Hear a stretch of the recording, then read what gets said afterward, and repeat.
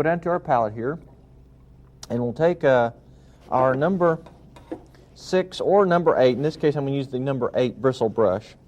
And I'm going to just blob on a few blobs of paint. Now watch how this works. For instance, down here on the palette, I've got the sienna, the blue, the purple, and the umber.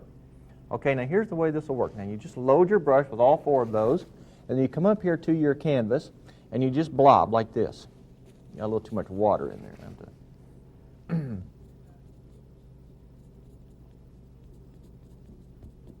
Now most of us are good blobbers, so you won't have any problem doing this part. Just blob on the colors. Now see, I may just use pure burnt sienna in a 1 or 2. May just come up with some blue and throw in up here. Now see, the secret to this is to just put this on loose and free so that you create little shapes and dark and light areas so that you can sort of pivot from those. Use those as your guide to create the rocks. See, so watch this. Really exciting. Now, maybe a little purple. Okay. Then we start highlighting. Now, this is where you make or break the rock. This part is just blobbing on paint and leaving it alone.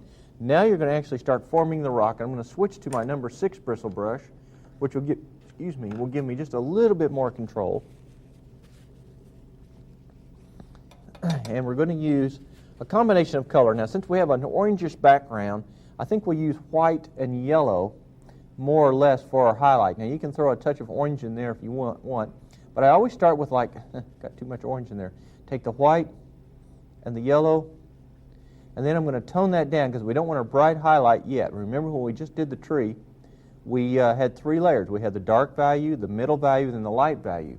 So now I'm just going to take the yellow and I'm going to add just maybe a little touch of mud to it, which could be a touch of purple, a touch of sienna, a touch of brown, any of the colors to kind of dull that before we start highlighting.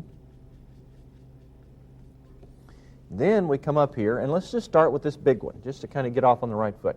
Now watch this. Now you've got to put this on and then kind of gently blend back into the main body of the rock.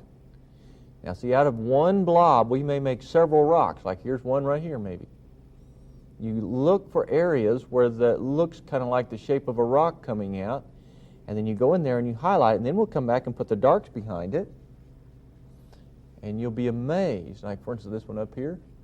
All right, let's go ahead and kind of block this one in, and then I'll show you how we put a little grass around it here. Here's one that could be a long slab of a rock. See how I'm kind of gently blending the colors back? Now see here, for instance, I got to go back in now and put some more darks behind. So we go back with, say, sienna or blue or whatever color you feel is necessary, and you come back now and you begin developing the back side of the rocks.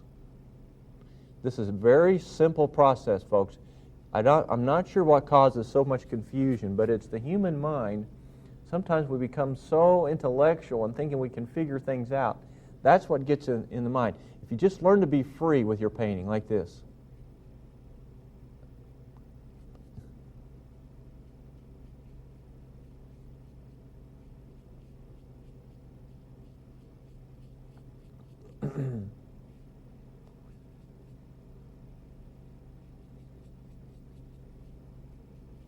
See, I come back with the darks, then you come back with your lights again, and you kind of go back and forth a couple of times until you get your forms. Like now I want to shape this one a little bit differently, a little bit more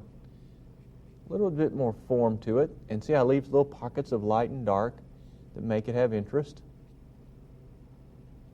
Then I'm going to come back up to this one. Notice how everything is a quick stroke.